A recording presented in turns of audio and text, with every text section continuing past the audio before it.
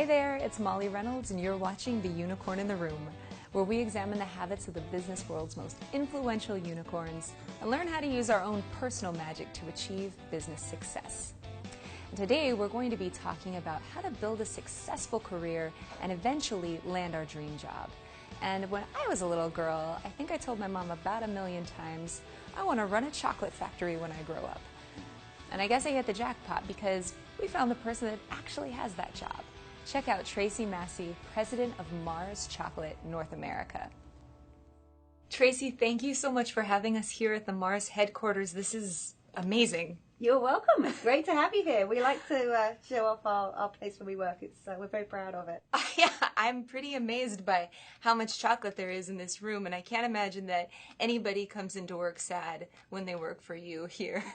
No, it's a pretty fun job. I mean, what don't you like about chocolate? It's, most people are smiling. Sure. And, this episode of The Unicorn in the Room, we wanted to talk about building your dream career. Mm-hmm. And one of the things that struck me about Mars that a lot of people don't know is we certainly know the products. We certainly know M&Ms and we love them. But we don't know that a lot of the people that work here have worked here for a very long time. You yourself, 25 years? Yes, 25. 25 years. I want to date myself, but yeah, 25 years. Okay.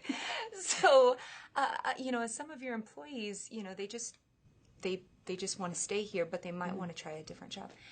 Can you talk a little bit about the benefits that you offer your employees and how you try and foster them into larger roles as they go on? Yeah, we one of the things we believe in very much is people's personal development. So we work with our employees to understand what is it they would like to do, where are their interests, and then very much encourage them to go and do different things. So people that have worked here for a long time, you'll find that they've done lots of different jobs in lots of different areas, and often businesses. So across Mars, and what people don't know a lot, is we have 6 different segments. So we don't just do chocolate, we have Wrigley, we have pet care, we have food products, we have drinks, which is office coffee, and Symbioscience. So there's many, many segments within the company, and what that enables us to do is move people around to get diverse experiences when they don't have to leave the company. Mm-hmm. So that's really the benefit. That's what I've done myself, 25 years here. I've worked in 5 different functions, 4 different cities, 2 different countries.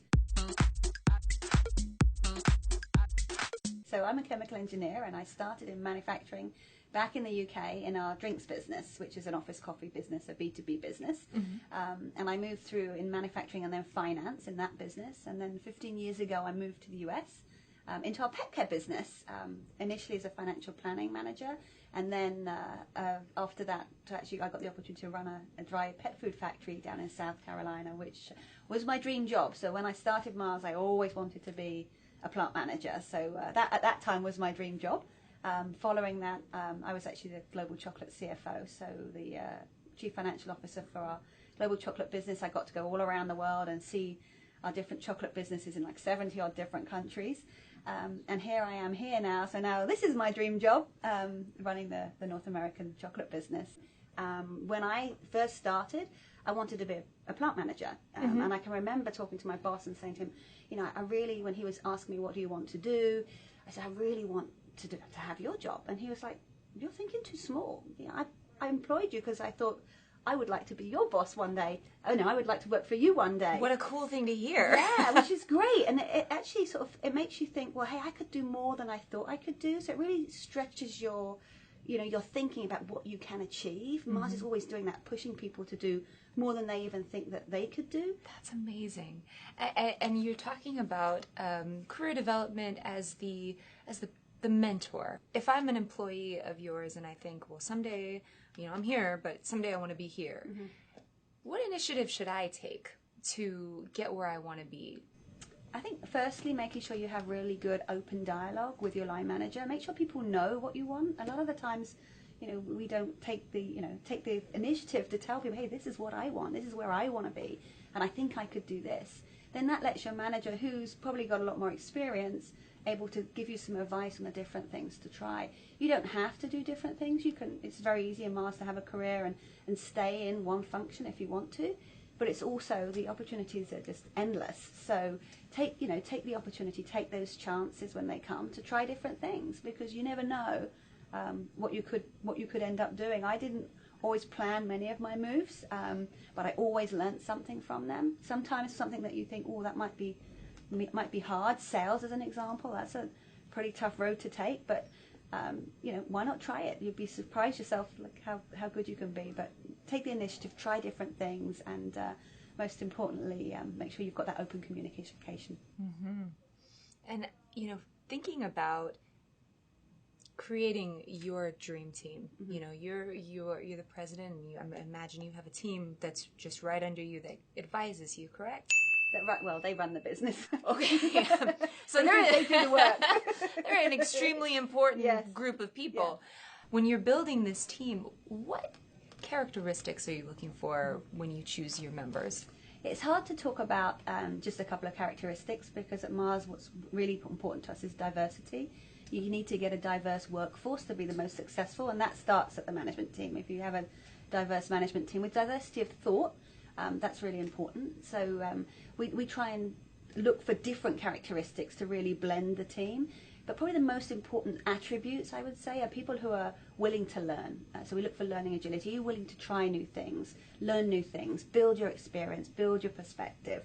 That's probably a big one. The other one is people who are willing to work, not just to sit in an ivory tower and do strategy. Of course, you have to be able to do that as a leader of the business.